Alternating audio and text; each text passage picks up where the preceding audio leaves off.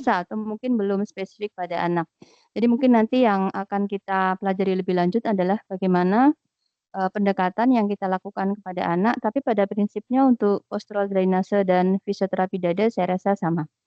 Baik, untuk memulai kegiatan kita pada pagi hari ini, marilah kita berdoa terlebih dahulu, menurut keyakinan dan agama kita masing-masing. Berdoa dipersilakan.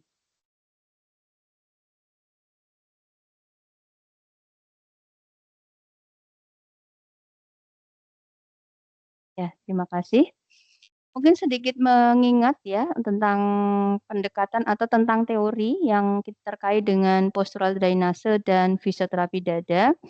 Jadi sebetulnya postural drainase dan fisioterapi dada itu punya kegiatan masing-masing atau punya prosedur masing-masing, tetapi pada kenyataannya kedua prosedur ini biasanya digabung untuk memberikan efek yang lebih efektif, di mana tujuan dari postural drainase maupun fisioterapi dada ini adalah untuk mengeluarkan sekret atau mengeluarkan cairan yang berlebih pada, pasien ya. Jadi misalnya pada gangguan saluran pernafasan itu, biasanya akan terjadi produksi sekret yang banyak. Nah, apabila pasien kesulitan untuk mengeluarkan sekret tersebut, maka kita bantu dengan pengaturan posisi dan, fisioterapi dada ya. Nah, kita ingat kembali bahwa postural drainase itu sebetulnya adalah menggunakan prinsip aliran, cairan. Jadi dia akan berusaha mengalir dari tempat yang lebih tinggi ke tempat yang lebih rendah. Dan di sini yang harus kita pikirkan adalah ketika, posisi cairan itu ada di bawah, maka harus kita naikkan supaya semua cairan itu bisa mengalir ke bawah dan yang dianggap di bawah itu adalah, lubang-lubang pengeluaran yang ada baik itu mulut maupun hidung ya. Jadi kita usahakan, supaya aliran dari cairan itu mungkin di paru-paru itu bisa mengalir ke bronkus ya, kemudian bisa keluar melalui baik itu mulut maupun hidung sehingga bisa lebih lega untuk mereka bernafas ya. Nah, kemudian untuk, fisioterapi dada maaf, untuk fisioterapi dada itu sebetulnya adalah membantu ya. Jadi kalau, ada sekret mungkin yang terlalu kental atau terlalu lengket, itu dibantu untuk bisa dikeluarkan. Jadi dengan cara diberikan, vibrasi ya, diberikan tepukan, kemudian diberikan vibrasi, dengan harapan sekret itu akan lepas dari, dinding tadi ya, dinding entah itu bronkus, entah itu bronkiolus, yang kemudian, dengan harapan dia bisa dialirkan menuju ke tempat yang lebih rendah untuk dikeluarkan. Ya itu adalah prinsip dari postural drainase dan fisioterapi dada. Mungkin yang sudah disampaikan oleh, si Pen tadi ya, terkait dengan beberapa posisi yang perlu kita perhatikan. Jadi, kalau Anda perhatikan di situ ada banyak posisi, tetapi pada prinsipnya adalah kita mengusahakan posisi yang ada penumpukan sekretnya itu, kita posisikan lebih tinggi dibandingkan dengan, tadi ya, yang tempat pengeluarannya, baik itu mulut maupun hidung. Nah, kalau kita perhatikan di sini, semakin posisi di bawah ya, semakin posisi bawah, maka kita berusaha untuk semakin meningkatkan, posisi itu semakin tinggi ya. Jadi ini kalau Anda lihat di sini ada beberapa posisi. Untuk yang posisi pertama itu, upper lobe ya, untuk apical segment. Jadi, ada di bagian paling atas dari bagian paru. Kemudian untuk bagian yang atas bagian paru itu dia anak ya, khususnya itu didudukkan dalam posisi, miring 30 derajat ya. Jadi kemudian miring ke belakang 30 derajat. Jadi antara punggung dengan kasur itu 30 derajat. Kebalikannya untuk yang posisi kedua itu apabila dia ada di upper lobe ya, bagian atas, tetapi ada di bagian belakang ya, segmen belakang itu 30 derajatnya adalah ke depan ya. Jadi 30 derajat antara, bidang horizontal dengan, dada itu 30 derajat ya. Kemudian untuk, lobus atas ya, kemudian, segmen anterior yang di depan ya, kalau tadi di belakang dia posisinya duduk, kemudian kalau yang di depan, dia posisinya tertidur seperti ini ya, nomor 3 itu, tetapi kakinya kita naikkan sedikit ya, dengan diganjal oleh bantal.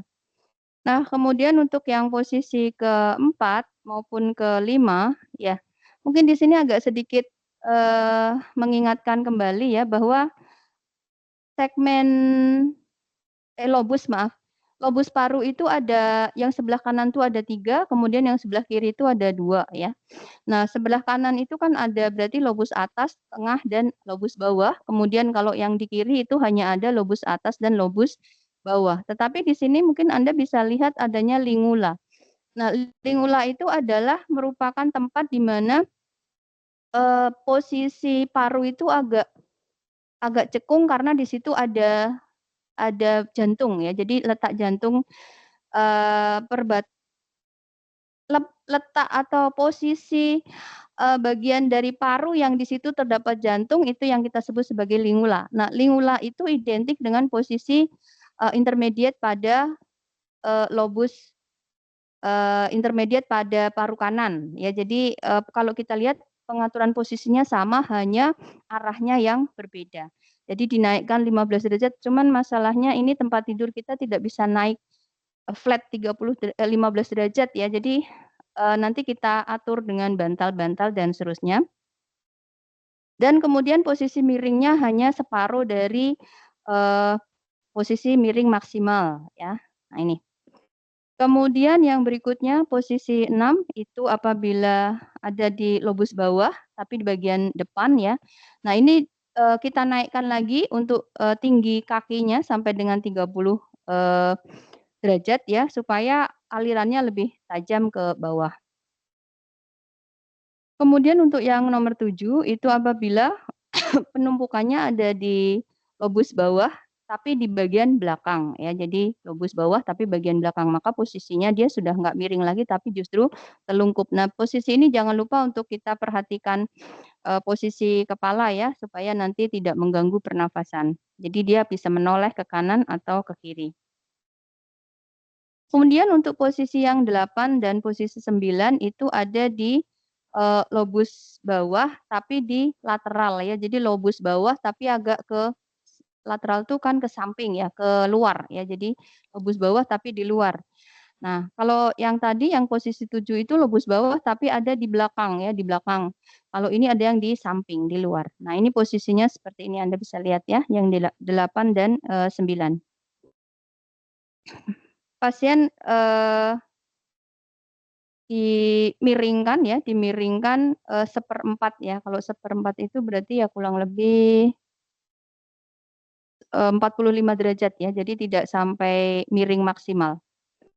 Kemudian untuk posisi 10 itu ada di, lower lobe tapi superior segment ya, jadi ada di bawah, lobus bawah tapi ada di belakang. Nah ini dia juga posisinya cukup, flat saja tapi dinaikkan bagian bagian perut ya, bagian perutnya, kemudian dia ditelungkupkan seperti ini. Nah ini mungkin posisi-posisi seperti ini akan kita ketahui ketika nanti kita melakukan, pemeriksaan auskultasi ya. Jadi di area mana kira-kira, penumpukan cairan itu terjadi.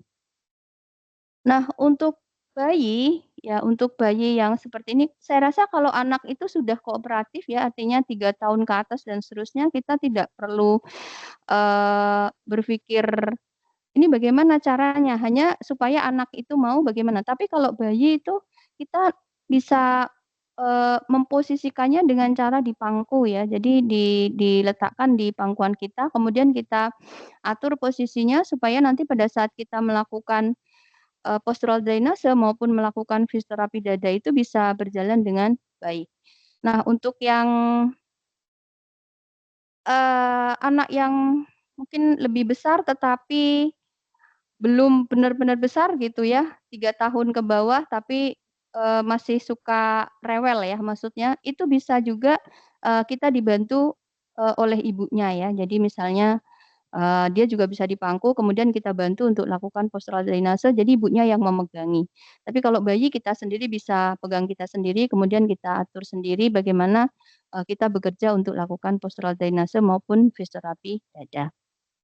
Nah, mungkin itu bedanya ya dengan orang yang sudah dewasa dan, mungkin kalau yang Anda ingat di, keperawatan dasar atau keperawatan dewasa, ada saatnya anak itu disuruh batu efektif gitu ya, maksudnya setelah dilakukan, fisioterapi dada kemudian batu efektif.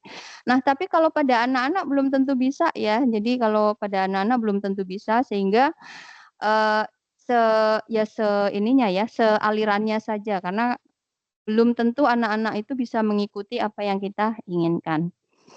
Oke, mungkin itu pendahuluan dari saya untuk postural drainase dan untuk fisioterapi dada.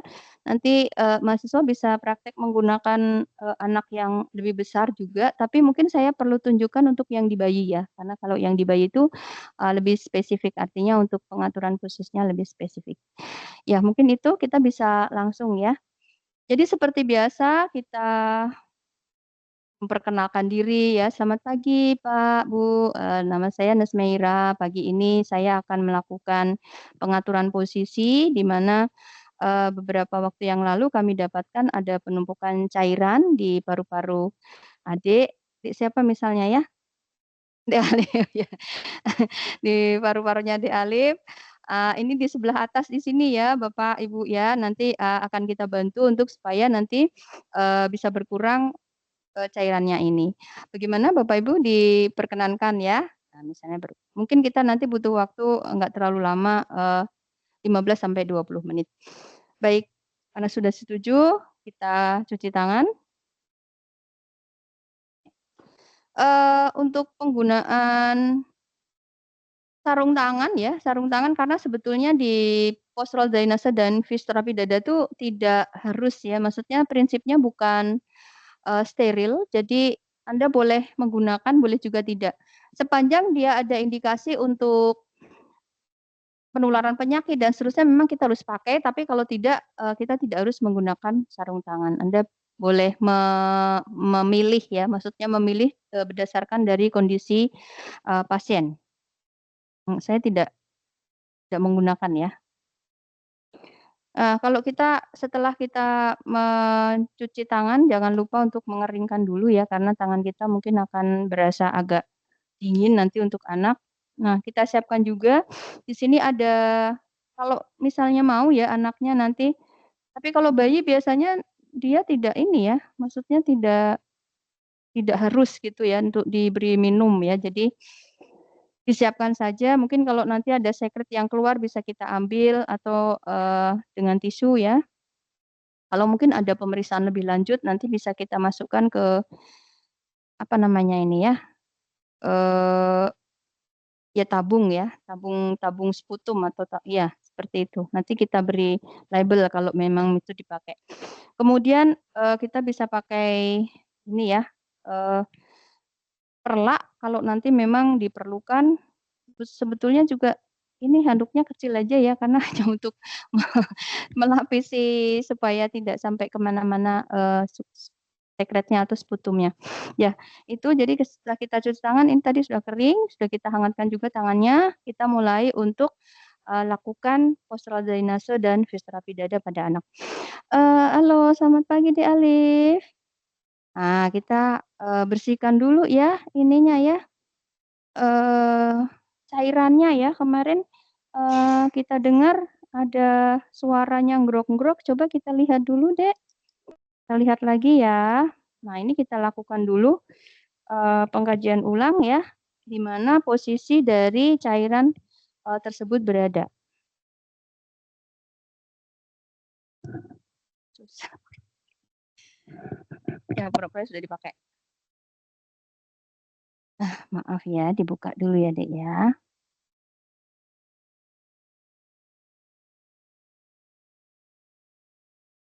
Eh, heeh, ya.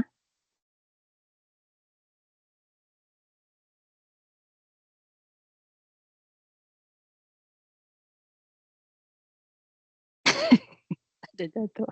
Siapa coba yang bertanggung jawab nato? Itu kayaknya nomor HP kayaknya, nomor WA. Baik, dengerin dulu ya. Kita dari atas dulu ya, kemudian boleh ke tengah, dan ke samping.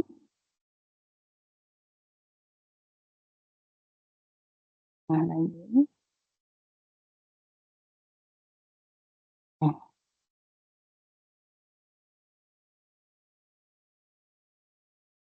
mhm.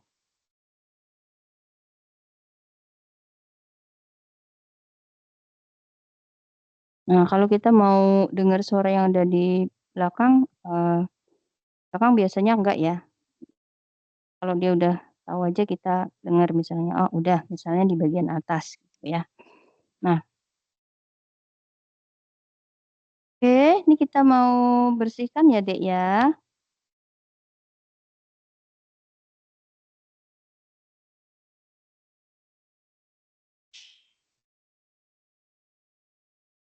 Nah, ini karena masih bayi, saya pangku ya, maksudnya supaya, memudahkan nanti, kita melakukan fisioterapi dada. Oke sayang, sebentar.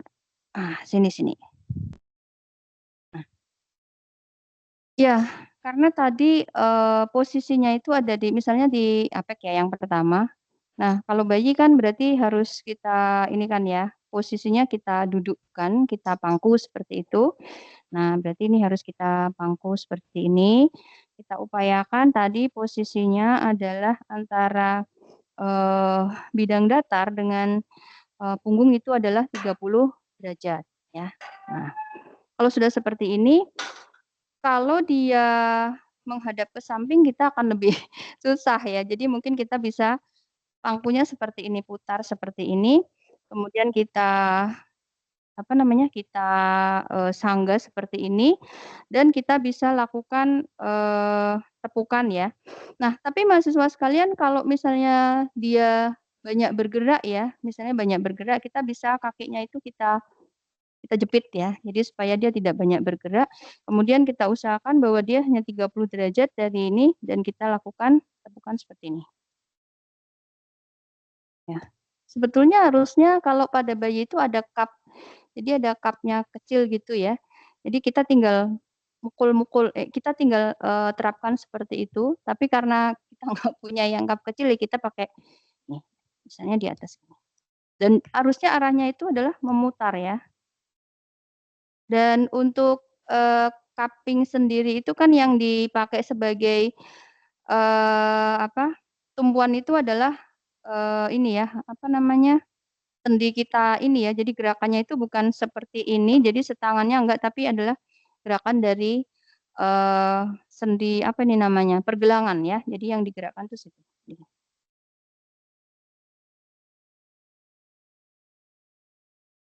Nah, kira-kira cukup, kemudian kita vibrasi ya, divibrasikan seperti ini,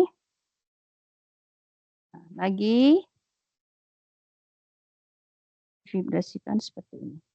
Nah, kalau pada bayi yang mungkin dia, misalnya pas batuk seperti itu, langsung kita bisa ambil tisu ya, kemudian kita bisa usap seperti ini, entah dia keluar dari hidung ataupun dia keluar dari mulut ya. Kalau mau diperiksa dimasukkan ke, tabung tadi, tapi kalau enggak kita buang. Nah, kalau bayi itu seperti ini kan dia mungkin, nggak bisa batuk ya, jadi kita hanya menunggu sebetulnya. Menunggu atau sesekali kalau misalnya dia masih, apa namanya, mau kita beri air hangat. Jadi di sela-sela ini kita beri air hangat, kemudian kita lakukan, tepukan lagi seperti ini ya. Tapi jangan sampai kekenyangan ya, nanti dia muntah ya.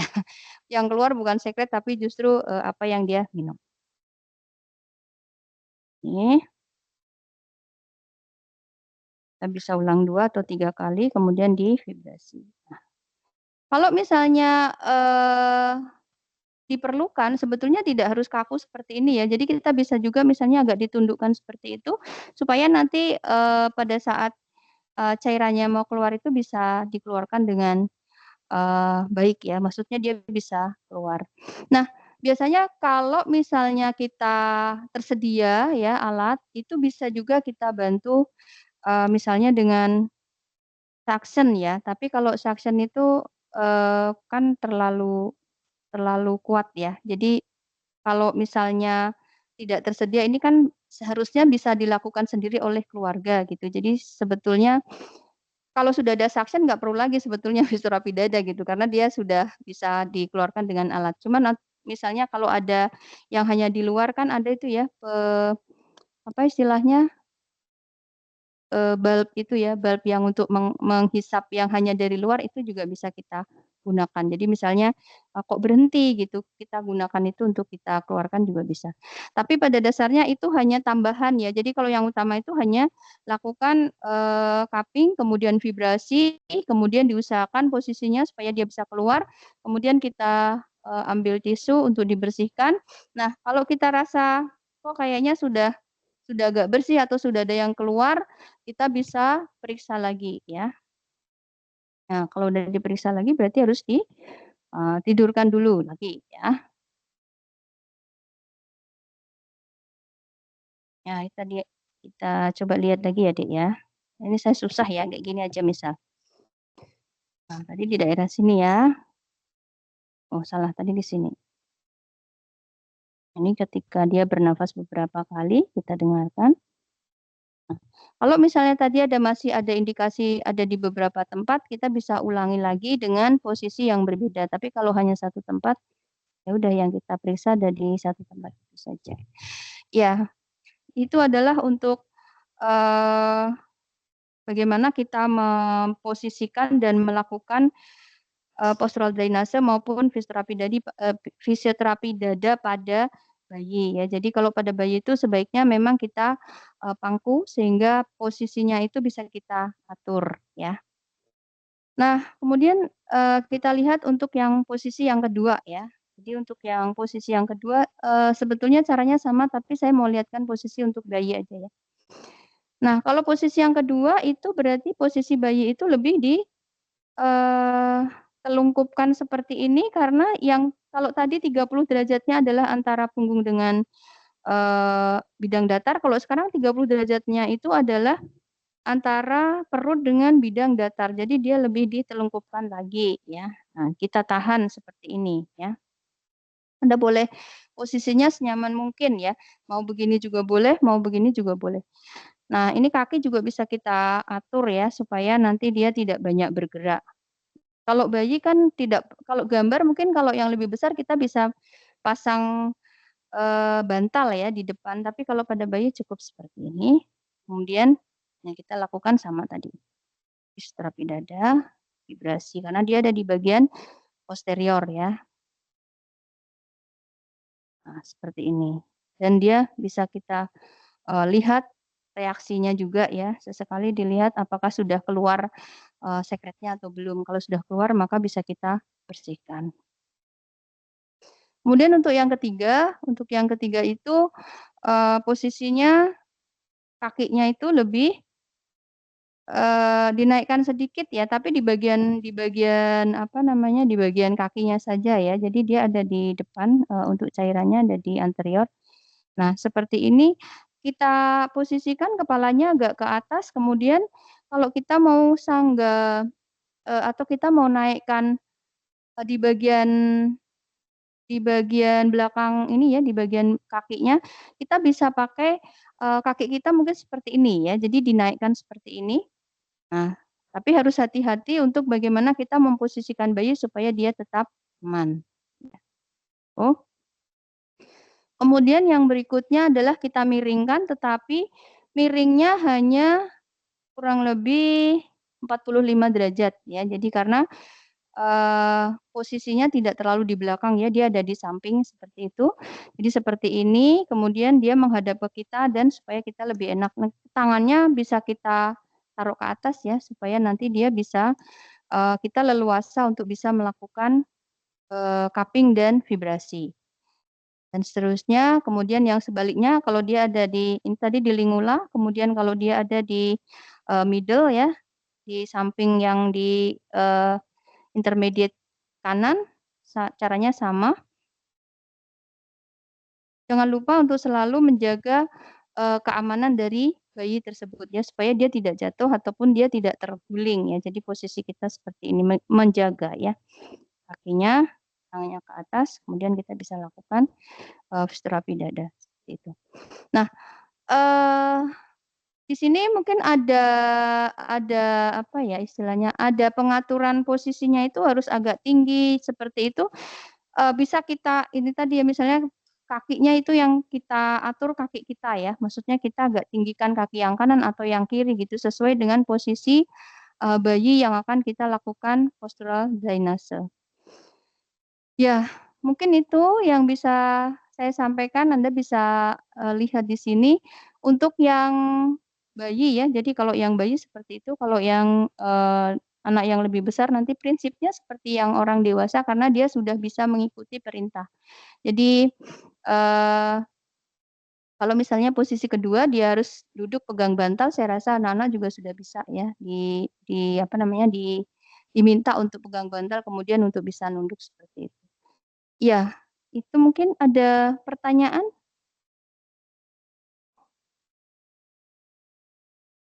Pertanyaan?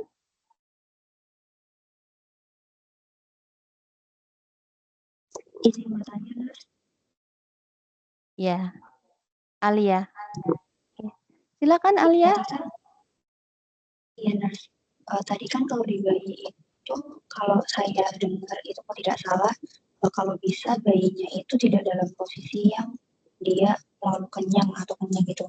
Nah, kalau misalnya kita datang untuk melakukan postural drainase terus bayinya ternyata dalam keadaan baru diberi ASI, itu apakah ada waktu yang ditetapkan untuk menunggu tindakan dilakukan setelah itu seperti itu, Nurse?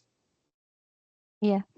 Oke, bagus sekali pertanyaannya Alia. Jadi kalau, bayi itu, kalau dia masih kecil ya, itu pengosongan lambung kurang lebih 2 sampai 3 jam.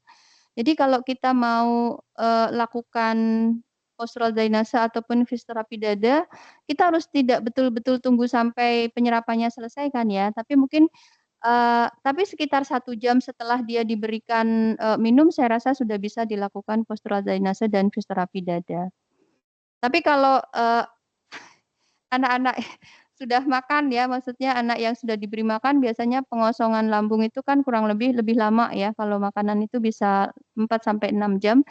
Eee, tetapi ya kita, eee, sebetulnya sih yang bagus sebelum waktu makan ya. Jadi sebelum waktu makan itu diberi, fisioterapi dada dulu, jadi pagi-pagi seperti itu sebelum makan, fisioterapi dada dulu baru setelah itu makan. Kan kalau, anak-anak itu misalnya ya, ada sumbatan di saluran pernafasan kemudian beri makan juga kan tidak terlalu nyaman ya, tidak terlalu enak. Jadi itu tadi, kalau dia habis minum susu ataupun, minum yang lain kurang lebih 1 jam, setelah itu baru bisa dilakukan fisioterapi dada. Tapi kalau, mau makan ya kalau dia sudah makan kurang lebih 2 jam itu sudah aman untuk dilakukan, postural drainase dan fisioterapi dada. Hanya tadi disarankan kalau bisa justru sebelum dia makan atau dia minum. Begitu Alia? Baik, terima kasih banyak, Nurse. Ya, sama-sama. Ada lagi?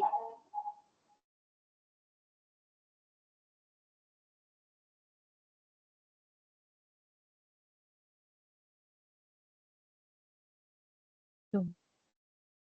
Oh ya, mungkin, mahasiswa bisa nanti mencoba sendiri ya ke sini.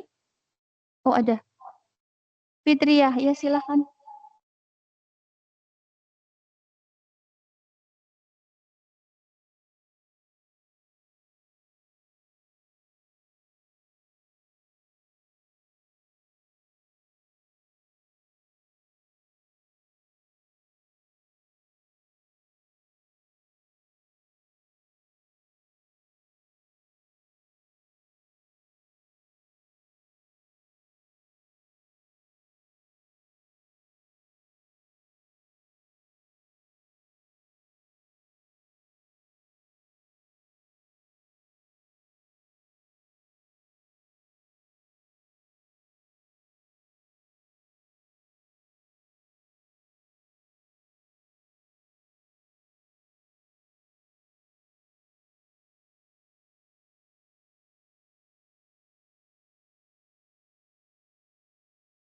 Saya coba jawab ya. Untuk fisioterapi dada dan postural drainase saya kira kita bisa ajarkan ke orang tua ya, jadi tidak harus kita yang melakukan, kita beritahukan bagaimana caranya secara sederhana, jadi mereka bisa melakukan sendiri karena sebetulnya memang postural drainase dan fisioterapi dada itu tidak ada waktu khusus ya untuk bisa dilakukan. Jadi setiap kali sebenarnya ada sekret yang numpuk bisa kita lakukan. Untuk penggunaan sedotan sendiri, gimana ya, penggunaan sedotan itu kan kita tidak bisa mengukur bagaimana, kekuatan dari, apa namanya, hisap ya itu ya. Kalau kita pakai sedotan dan kita kan tidak tahu persis apakah dia cukup bersih untuk bisa digunakan atau tidak sebetulnya ya untuk sedotan.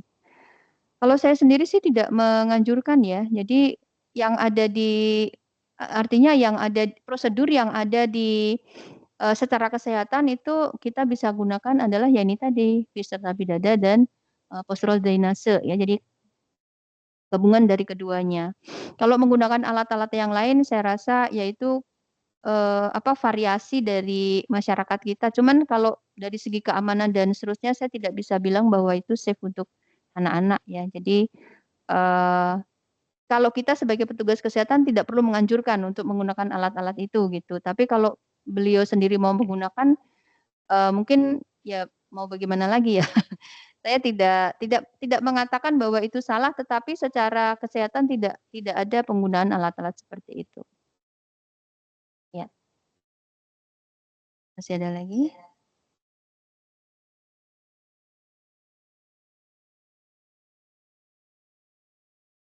Oh ya, baik. Tadi maaf ya, jadi sebenarnya kalau sudah selesai ya diberesin lagi, tidak berhenti seperti ini ya. Jadi harusnya tetap saya, selesaikan dulu. Jadi setelah tadi kita lakukan postural drainase, kemudian kita, kita kaji lagi suara nafasnya apakah sudah bersih atau belum, masih ada seket atau tidak. Kalau, kita tidak harus mengulang pada saat itu juga ya, kalau misalnya ada sekretnya. Jadi kita harus selalu memperhatikan bagaimana respon pada anak tersebut. Kalau dia merasa tidak nyaman, kita beri waktu untuk istirahat dulu. Ya, jadi untuk, nanti kita bisa lanjutkan lagi ketika anak sudah merasa lebih nyaman, ya. Kemudian kalau sudah seperti ini, sudah selesai tadi, maka kita kembalikan lagi. Bapak, Ibu, ini dialif sudah selesai tadi untuk dibersihkan, cairannya ya, sudah agak mendingan, artinya suara nafasnya sudah lebih bersih, hanya memang nanti perlu kita ulang lagi ya, Bapak, Ibu, ya. Nah, supaya nanti ini, dialif istirahat dulu, mungkin nanti habis ini bisa dikasih minum ya, Bu. Kalau dia masih minum ASI mungkin nanti bisa disusui lagi, setelah tidur, nanti kita lihat lagi apakah masih banyak cairannya, kalau masih banyak nanti kita, coba untuk bersihkan lagi. Nah, pakai dulu ya, kencing yang di atas, yang di tengah, sebentar, yang di bawah, ya. Nah, nih, eee, Bapak, Ibu ada yang ingin ditanyakan? Misalnya ada tanya ya kita jawab gitu ya, kalau tidak ada berarti baik Bapak, Ibu, terima kasih ya De Alif atas, waktu dan kesediaannya. Apabila ada hal-hal yang perlu dikomunikasikan, Bapak, Ibu bisa memanggil kami di, Nest Station dengan menggunakan tombol yang sudah disediakan. Untuk itu, saya mohon izin dulu, sampai ketemu lagi nanti. Terima kasih, assalamualaikum warahmatullahi wabarakatuh. Nah, sudah ya, kita pamit, kemudian kita, cuci tangan dan kita dokumentasikan apa yang sudah kita kerjakan, itu ya. Jadi, eee, tetap prosedurnya seharusnya sampai selesai ya, nggak cuma nanti terus postural drainase udah dibersihkan, didengarkan, habis itu sudah, tetap harus sampai selesai. Oke, mungkin itu. Masih ada lagi yang ingin ditanyakan tadi? Nggak ada? Ya, nggak ada. Kalau tidak ada mungkin memang sudah waktunya ya mahasiswa untuk bisa datang ke kampus, silahkan ini sudah disediakan, peralatannya oleh teman-teman yang ada di sini, teman-teman kita berdua ini ya, silahkan nanti bisa praktek. Saya ada di ruangan saya, kalau ada yang ingin bertanya nanti boleh langsung ke